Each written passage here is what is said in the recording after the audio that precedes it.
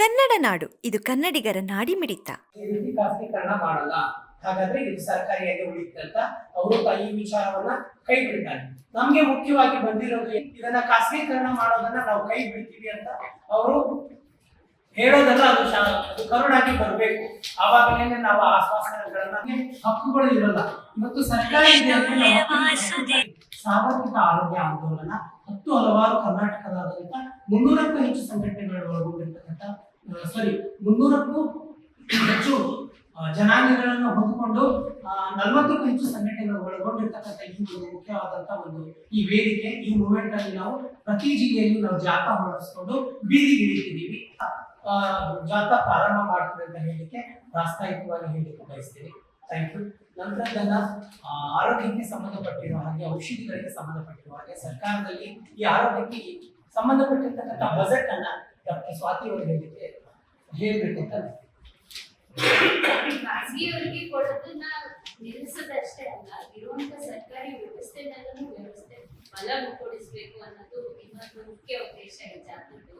ನಾವು ಸಾರ್ವತ್ರಿಕ ಆರೋಗ್ಯ ಆಂದೋಲನ ಕಡೆಯಿಂದ ಒಂದು ಸಮೀಕ್ಷೆ ಮಾಡಿದ್ವಿ.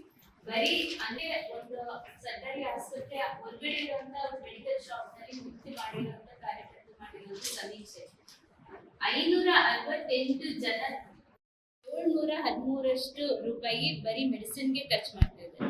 ಸರ್ಕಾರಿ ವ್ಯವಸ್ಥೆಗೆ ಹೋಗ್ತಾ ಇರೋದೇ ಉಚಿತ ಔಷಧಿ ಸಿಗ್ಬೇಕು, ಉಚಿತ ಚಿಕಿತ್ಸೆ ಸಿಗ್ಬೇಕು ಅಂತ. ಅದರಲ್ಲಿ ಇಷ್ಟು ಮಟ್ಟಿಗೆ ಖರ್ಚಾಗ್ತಾ ಇದೆ ಅಂದ್ರೆ ಎಲ್ಲಿ ನಮ್ಮ ಸರ್ಕಾರ ಆರೋಗ್ಯನ ಕಾಪಾಡ್ತಾ ಇದೆ ಅನ್ನೋದು ಪ್ರಶ್ನೆ ಮಾಡ್ಬೇಕಾಗುತ್ತೆ. ಸೊ ಎರಡನೇ ಮುಖ್ಯ ಉದ್ದೇಶ ಈ ಜಾಥಾದ್ ಏನಪ್ಪಾ ಅಂದ್ರೆ ಎಲ್ಲಾ ಸರ್ಕಾರಿ ವ್ಯವಸ್ಥೆ, ಅದು PHC ಇಂದ ಹಿಡಿದು ಜಿಲ್ಲಾ ಆಸ್ಪತ್ರೆ ತನಕನು ಉಚಿತ ಔಷಧಿಗಳು, ಅದು ಗುಣಮಟ್ಟ ಔಷಧಿಗಳು ಸಿಗ್ಬೇಕು. ಕಳೆದ ವರ್ಷ ನಮಗೆ ಗೊತ್ತಿದೆ, ಬಳ್ಳಾರಿಲಿ ಹಲವಾರು ತಾಯಿ ಮರಣಗಳಾಯ್ತು. ಕಳಪೆ ಔಷಧಿಯಿಂದ ಆಗಿರುವಂತ ತಾಯಿ ಮರಣಗಳು, ಅದು ನಿಲ್ಲಬೇಕು. ಇಂಥದ್ದು ನಮ್ಮ ರಾಜ್ಯದಲ್ಲಿ ಆಗ್ಲೇಬಾರ್ದು. ಮತ್ತೆ ಆರೋಗ್ಯ ಹಕ್ಕು ಒಂದು ಕಾಯ್ದೆಯಾಗಿ ಕೂಡ ಬರ್ಬೇಕು. ರಾಜಸ್ಥಾನದಲ್ಲಿ ಈಗಾಗಲೇ ಆರೋಗ್ಯ ಹಕ್ಕು ಒಂದು right to health care act ಅಂತಾನೆ ಬಂದಿದೆ. ಅದೇ ರೀತಿ ಕರ್ನಾಟಕದಲ್ಲೂ ಬಂದು ನಮ್ಮ ರಾಜ್ಯದಲ್ಲಿರುವಂತ ಬಡ ಜನರು, ರೈತರು, ಮಹಿಳೆಯರು, ಕೂಲಿ ಕಾರ್ಮಿಕರು ಎಲ್ಲರಿಗೂ ಇದು ಒಂದು ಆರೋಗ್ಯ ಹಕ್ಕಿನ ಕಾಯ್ದೆಯಾಗಿ ಬಂದು ಆರೋಗ್ಯ ಕಾಪಾಡಬೇಕು ಅನ್ನೋದೇ ಈ ಜಾಥಾದ ಉದ್ದೇಶ.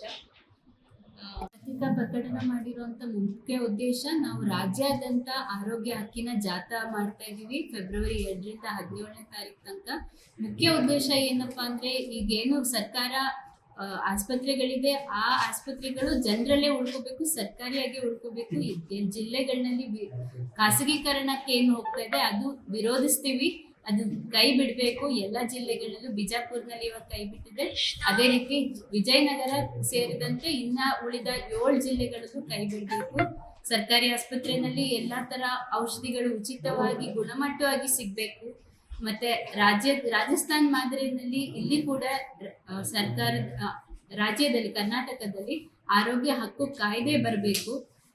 ಹೊಸಪೇಟೆನಲ್ಲಿ 4ನೇ ತಾರೀಕು ಈ ಜಾಥಾ ಆಗ್ತಾ ಇದೆ.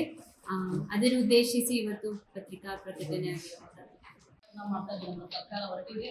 ಮಾನ್ಯ ಮುಖ್ಯಮಂತ್ರಿಗಳು ಮೊನ್ನೆ ವಿಜಯಪುರದಲ್ಲಿ ಹೋರಾಟಗಾರರನ್ನ ಕೂಡ ಬಂಧಿಸಿದ್ರು.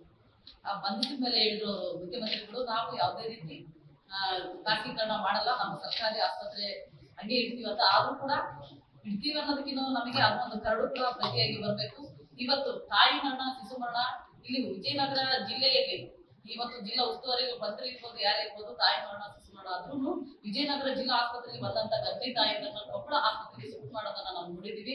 ಯಾಕಂದ್ರೆ ಇಲ್ಲಿ ಸರಿಯಾದಂತ ವ್ಯವಸ್ಥೆ, ಉಚಿತ ಚಿಕಿತ್ಸೆ ಕೊಡ್ತೀವಿ ಅಂತ ಹೇಳ್ತಾರೆ. ಇವತ್ತು 2 ರೂಪಾಯಿ ಅಂತ ಚೀಟಿ ಕೂಡ 10 ರೂಪಾಯಿ ಚೀಟಿಯನ್ನಾಗಿ ಪರಿವರ್ತನೆ ಮಾಡಿದ್ದಾರೆ. ಯಾಕಂದ್ರೆ ತುಂಬಾ ಜನ ಬಡವರಿದಾರ ನಮ್ಮ ಇಲ್ಲಿ ಇರ್ತಕ್ಕಂಥ ವಿಜಯನಗರ ಜಿಲ್ಲೆಯಲ್ಲಿ ಇರ್ತಕ್ಕಂಥ ತುಂಬಾ ಕಡು ಬಡವರಿರೋದ್ರಿಂದ ಯಾವುದೇ ರೀತಿ ಔಷಧಿ ಸರ್ಕಾರಿ ಆಸ್ಪತ್ರೆಗಳಲ್ಲಿ ಕೂಡ ಸರಿಯಾದ ಸೂಕ್ತವಾದಂತ ಒಂದು ಮಾತ್ರೆಗಳು ಕೊಡ್ಬೇಕು.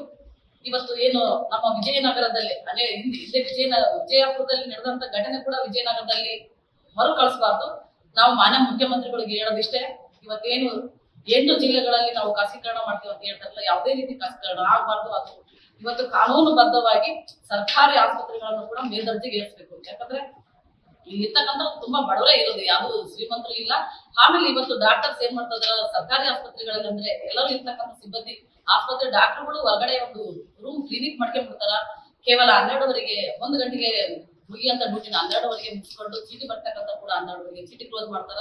ಆಮೇಲೆ ಮತ್ತೆ 3 ಗಂಟೆಗೆ ಬನ್ನಿ ಅಂತ ಹೇಳ್ತಾರ. ಸಾಮಾನ್ಯ ಜನ ಬಂದು ಲೈನಲ್ಲಿ ಕೂಡ ಕುಂದ್ರಕ್ಕಾಗಲ್ಲ ಅಂತ ಸಂದರ್ಭ ಕೂಡ ನಾವು ನೋಡಿದೀವಿ. ಅದು ಮುಂದಿನ ದಿನದಲ್ಲಿ ಮರುಕಳಿಸಬಾರ್ದು. ಸರಿಯಾದಂತ 1 ಗಂಟೆಗೆ ಆಸ್ಪತ್ರೆ ಬಾಗ್ಲಾಕ್ತ ಇದ್ರೆ 1 ಗಂಟೆಗೆ ಬಾಗ್ಲಾಕ್ಬೇಕು.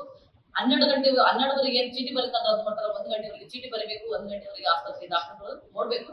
ಯಾವುದೇ ರೀತಿ ಅವ್ರು ಹೊರಗಡೆ ಕ್ಲಿನಿಕ್ ಮಾಡ್ತಾರೋ ಇನ್ನೊಂದು ಮಾಡ್ತಾರೋ ನಮಗೆ ಗೊತ್ತಿಲ್ಲ.